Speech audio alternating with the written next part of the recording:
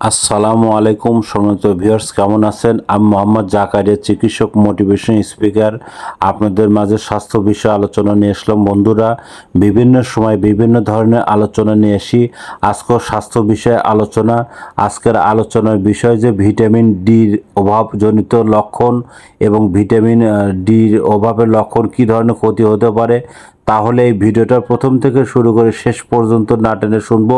প্রথমে একটু লাইক দেবো, সাবস্ক্রাইব করব, নোটিফিকেশন অন করব, পেজে ফলো দিব। তাহলে স্বাস্থ্য সম্পর্কে নোটিফিকেশন আপনাদের কাছে পৌঁছে যাবে। তাহলে বন্ধুরা মনোযোগ দিয়ে শুনুন।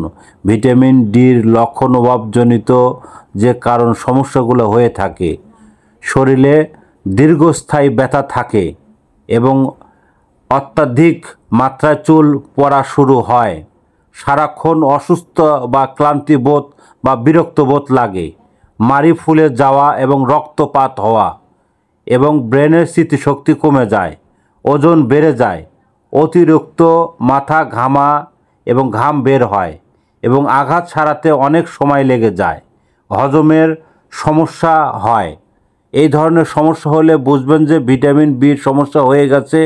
বন্ধুরা, আমাদের ইউটিউব চ্যানেলের মধ্যে ঢুকবেন, আরও অনেক ধরনের ভিটামিন নিয়ে আপনার চ্যানেলে ভিডিও আছে, আপনারা দেখতে পারবেন। আর পরবর্তী কী রিলেটেড আপনারা ভিডিও চান আপনারা কমেন্ট বক্সে লিখতে ভুলবেন না।